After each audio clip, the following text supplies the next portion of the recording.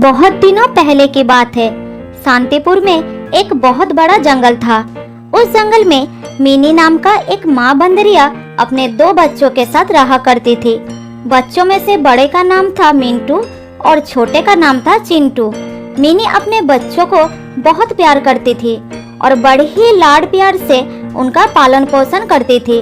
वो उन्हें अच्छे अच्छे भोजन भी लाकर दिया करती थी।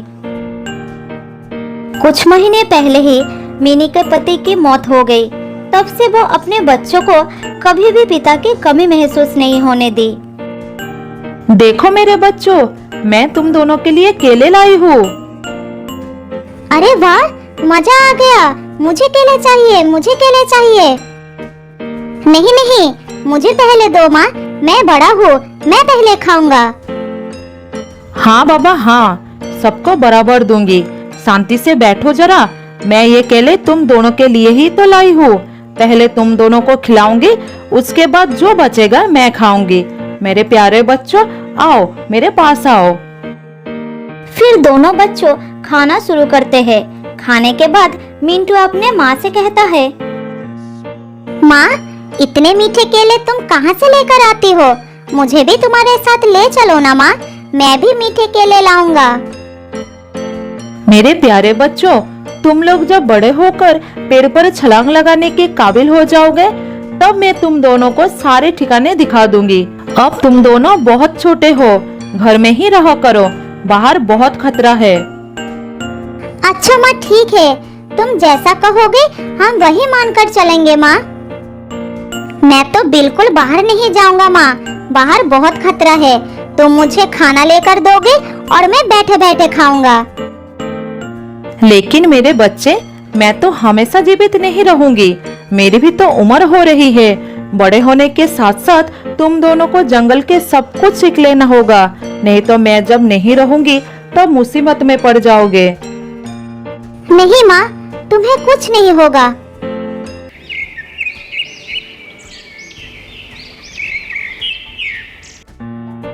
इसी तरह समय बीतता गया और समय बीतने के साथ साथ मिंटू और चिंटू बड़े होते जाते हैं। मेरे प्यारे बच्चों, तुम दोनों अब बड़े हो गए हो, इसीलिए मैं चाहती हूँ कि तुम दोनों मेरे साथ चलकर भोजन की तलाश करना सीखो, जंगल के नियम के बारे में जानो, जिससे तुम लोग खुद से अपना भोजन ढूंढकर अपना पेट भर सको। हाँ हाँ माँ, मैं तो कब से जाने के लिए तैयार हूँ।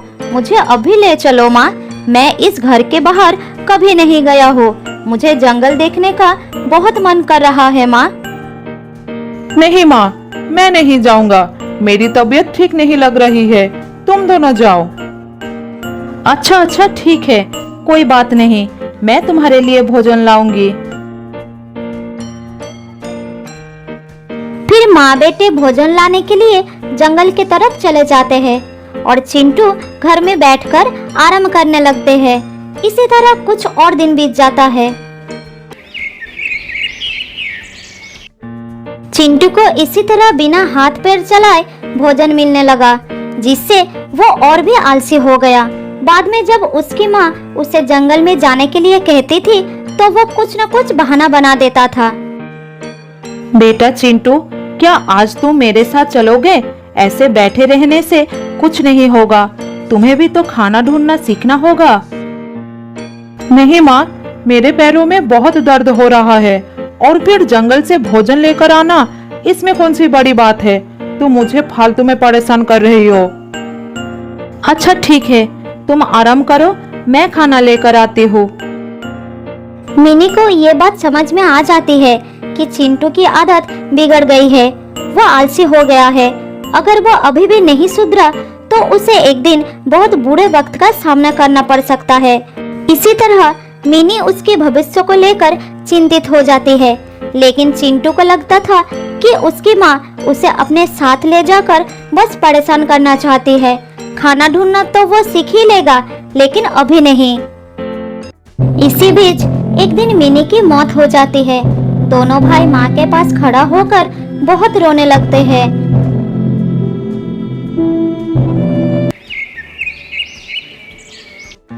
अगले दिन मिंटू अपने भाई को कहता है, देखो भाई, अब हमारी माँ नहीं रही, अब हमें खुद से सारा काम करना पड़ेगा।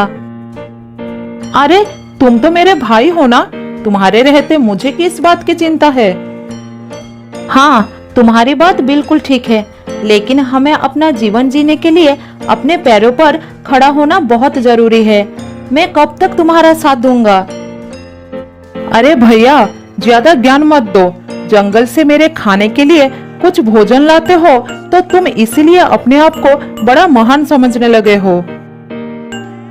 मिंटू को अपने भाई की बात सुनकर बहुत दुख होता है, लेकिन वो उसका साथ नहीं छोड़ पाता, उसके साथ ही रहने लगता है। इधर चिंटू अपने भाई के बातों को अनसुना कर उसी पर आश्रित होकर मजे करने लगता है।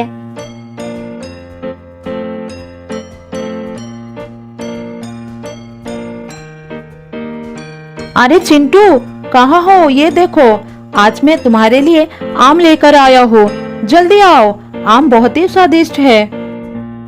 फिर चिंटू अपने भाई के पास आकर आम खाने लगता है। इसी तरह दिन बीतता गया।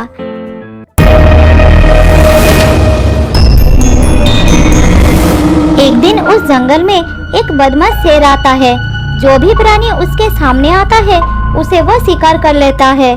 सभी प्राणी डर के मारे अपने अपने घर में छुप जाते हैं।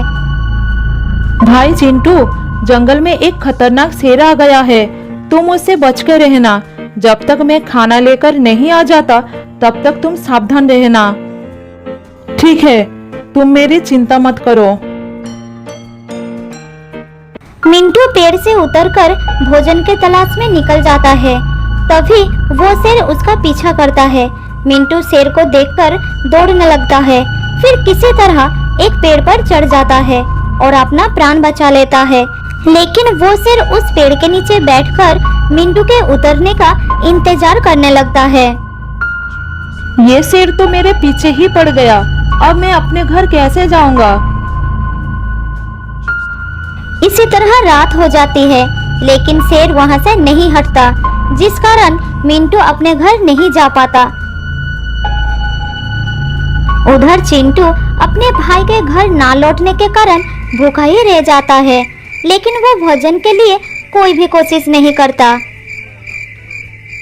पता नहीं मेरे भाई को क्या हो गया, कहीं ऐसा तो नहीं वो जानबूझकर आज वापस नहीं आया। मैं सुबह से भूखा हूँ, अब मैं क्या करूँ, बहुत भूख लगी है।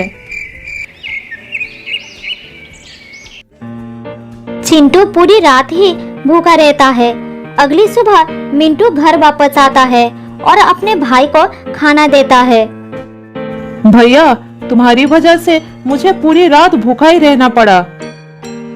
तुम तो भूखे रहे, मेरी तो जान ही खतरे में थी। अच्छा, ऐसा क्या हुआ तुम्हारे साथ? मिंटू अपने भाई को सारी बात बताता है। फिर उसे कहता है, इसीलिए तो कहता हूँ तुम खुद से कुछ काम कर लिया करो, जिससे जरूरत पड़ने पर बुरे समय का सामना कर सको।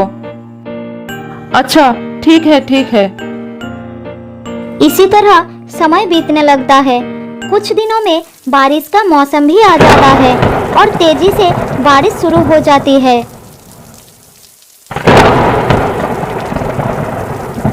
भैया, बहुत भूख लगी है, कुछ खाना ला कर दो ना, रहा नहीं जा रहा है। मैं क्या कर सकता हूँ, बारिश थमने की नाम ही नहीं ले रही। क्या हम बारिश में खाना लाने के लिए जा नहीं सकते हैं?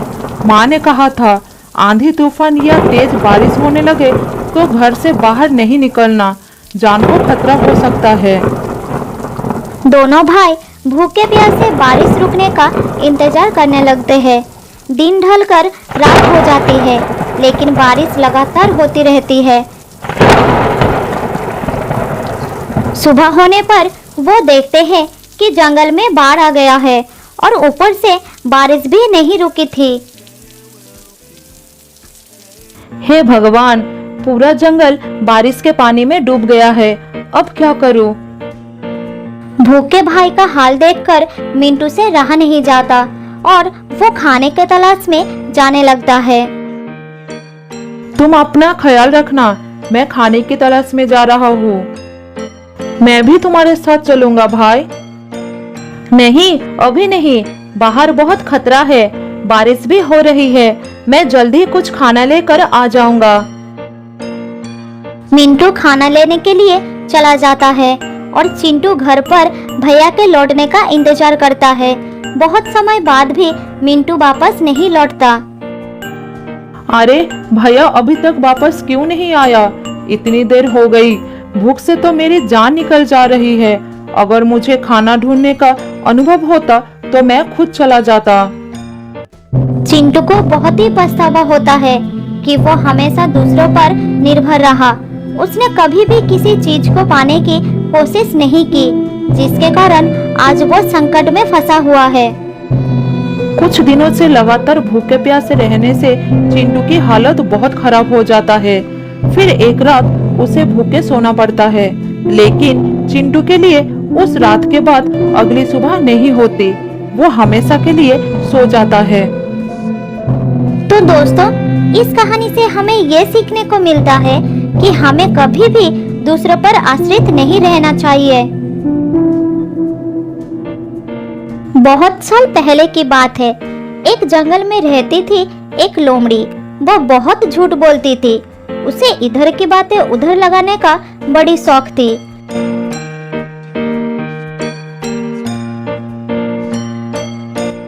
एक दिन लोमड़ी घूमते घूमते एक हिरनी के घर के सामने आ गई। तब हिरनी अपने बेटे से बात कर रही थी। लोमड़ी एक पेड़ के पीछे छुपकर दोनों की बातें सुनने लगी। बेटा, तुम उस पहाड़ी पर मत जाया करो। मैंने कितनी बार तुमसे मना किया है। तुम्हें पता नहीं कि वहाँ पर एक खतरनाक लोमड़ी रहती है। एक दिन उसके नजर तुम पर पड़ गई तो वो तुमको जिंदा नहीं छोड़ेगी। माँ, अगर ऐसा है तो आज मैं अपने पापा को वहाँ पर ले जाऊंगा। वो उसको मार देंगे और मैं रोजाना वहाँ पर जा सकूंगा।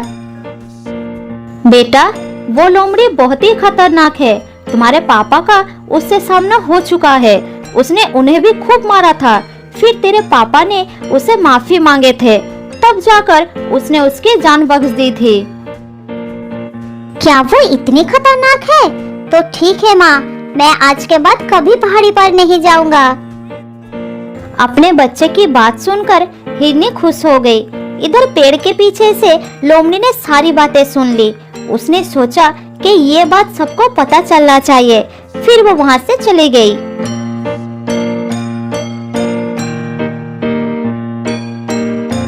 वापस जाकर वो एक एक करके सारे जानवरों को ये बात बता दी कि हिरनी का पति एक लोमड़ी से पिट कर आया है।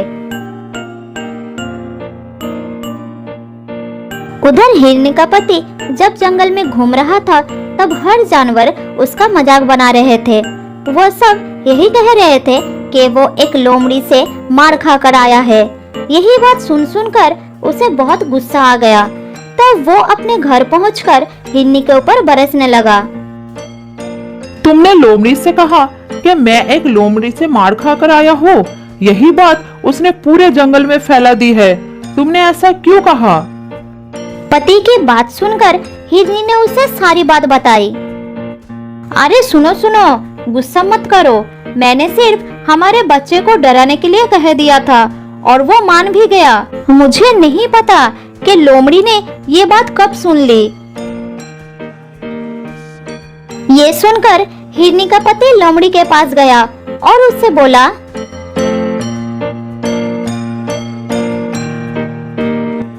मेरी बीवी ने ये बात केवल मेरे बच्चे को डराने के लिए कही थी और तुमने इस झूठ को पूरे जंगल में फैला दिया। तुमने ऐसा क्यों किया? अब जाओ और जाकर सबको सच्चाई बताओ कि मैं किसी लोमड़ी से मार खाकर नहीं आया हूँ। उसका गुस्सा देखकर लोमड़ी डर गई। उसने फिर सबके पास जाकर ये बात फैला दी कि ये सिर्फ एक झूठ था। फिर वह थका हारा हिरनी के पति के पास पहुंची। तब उसने उसे माफ कर दिया और लोमड़ी अपना घर लौट गई।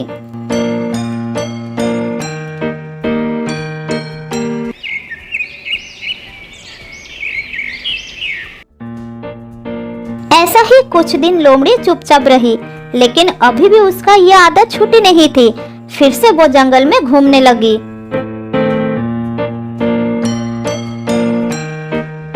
एक दिन शेर महाराज गुफा के सामने आराम कर रहा था। तभी उसके पास दूसरे जंगल का एक शेर राजा आया।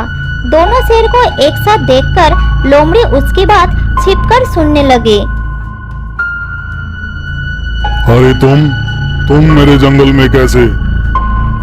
मैं तुम्हारी तरफ दोस्ती का हाथ बढ़ाने के लिए आया हूँ। दोस्ती का हाथ मेरी तरफ? क्या कहना चाहते हो तुम? शेर खान, तुम्हारा जंगल कितना बड़ा है और मेरा जंगल कितना छोटा। मुझे पता है कि तुमको इस जंगल को संभालने में कितना तकलीफ होता होगा। ऐसा कुछ नहीं है, मैं मेरे जंगल को अच्छे से संभाल रहा हूँ। किसी को मुझसे कोई तकलीफ नहीं है। शेर खान, मैं तो तुम्हारी भले के लिए ही कह रहा था। तुम मेरे और अपने जंगल को एक कर लो, फिर हम दोनों मिलकर इस जंगल में राज करेंगे। ये बात कहकर वो मन ही मन सोचने लगा। बस एक बार ये हाँ कर दे, फिर इसके जानवरों के साथ मिलकर इसी को मरवा दूंगा। तब दोनों जंगल पर मेरा ही राज होगा। मुझे ये मंजूर नहीं है, तुम जा सकते हो। तुम बूढ़े हो चुके हो शेर खान। अगर कोई मुसीबत आ गई तो तुम कैसे इस जंगल को बचाओगे? ये सुनकर शेर खान को गुस्सा आ गया। लगता है तुझे दिखाना ही पड़ेगा कि मुझ में दम है कि नहीं। नहीं नहीं, रुक जाओ। अभी तो मैं जा रहा हूँ, लेकिन कुछ ही दिनों बाद मेरा भाई जंगल आ रहा है। वो तुमसे बहुत ज्यादा शक्तिशाली है। अगली बार मैं उसी के साथ आऊंगा। लगता है तुमको अपनी जान प्यारी नहीं है। हा, मुझे मार भी दोगे तब भी वो यहाँ जरूर आएगा और तुम्हारे जंगल को साफ कर देगा। ये सुनकर शेर खान जोर जोर से हंसने लगा। क्या बोला तुम? तुम्हारा भाई आएगा? तो सुनो, मेरा भी एक भाई है जो पास के जंगल में राज करता है। मुझसे ज्यादा जवान और ताकतवर है वो। मैं उसी को बुला लेता हूँ। लेकिन अगर वो इस जंगल में आएगा तो उसको भी शिकार की जरूरत पड़ेगी। तो क्या हुआ? तुम्हारा भाई आएगा, वो भी बिना वजह मेरे जंगल के जानवरों को मारेगा। इससे अच्छा मैं अपने भाई को ही बुला लेता हूँ। वो रोजाना 3 जानवर को शिकार करता है। यहाँ भी ऐसा करेगा। अब मैं तुमको मार देता हूँ। जब तक तुम्हारा भाई आएगा उससे पहले मेरा भाई यहाँ आ चुका होगा। अरे नहीं शेर खान, मैं तो बस ऐसे ही तुमको डराने के लिए कह रहा था। मेरा कोई भाई नहीं है, मैं जा रहा हूँ। ये कहकर वो वहाँ से भाग गया। इधर लोमड़ी सोचने लगी। अरे बाप रे, रोजाना 3 जानवर, ये बात तो सबको बताना पड़ेगा। ये कहकर लोमड़ी वहाँ से चली गई और उसने ये बात पूरे जंगल में फैलाना शुरू कर दी। वो जानवरों के पास जा रही थी और यही कह रही थी, शेर खान अपने भाई को इस जंगल में बुलाने वाला है। अब ये दोनों भाई मिलकर रोजाना 3 जानवरों का शिकार करेंगे और कुछ ही महीनों में जंगल खत्म हो जाएगा। ये सुनकर जानवरों के दिल में डर पैदा हो गया। तब सभी जानवर उस जंगल को छोड़कर जाने लगे। शाम होते होते जंगल एकदम खाली हो गया। शाम को जब शेर खान घूमने निकला तब उसे कोई भी जानवर नजर नहीं आया। तालाब के पास भी दूर दूर तक कोई जानवर नहीं थे। अब उसे चिंता होने लगी। कहीं शेरू ने सच में अपने भाई को बुलाकर जानवरों पर हमला तो नहीं किया? वो सब कहाँ चले गए?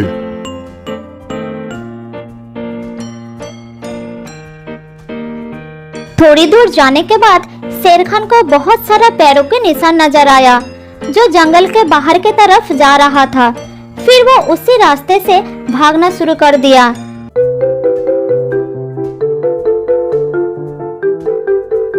थोड़ी दूर जाने के बाद उसे सभी जानवर जंगल से बाहर जाते नजर आए।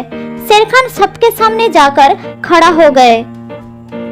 क्या हो गया तुम सबको? कहाँ जा रहे हो जंगल को छोड़कर? थोड़ी देर तो कोई कुछ नहीं बोला। फिर हाथी ने हिम्मत करके कहा, वहाँ रुककर मौत का इंतजार करने से अच्छा है कि हम यहाँ से चले जाए। मौत का इंतजार? तुम लोग क्या कहना चाहते हो? हमें पता चल चुका है कि तुम अपने भाई को भी इस जंगल में बुलाने वाले हो, जो कि रोजाना 3 जानवरों को खाकर अपनी भूख मिटाता है।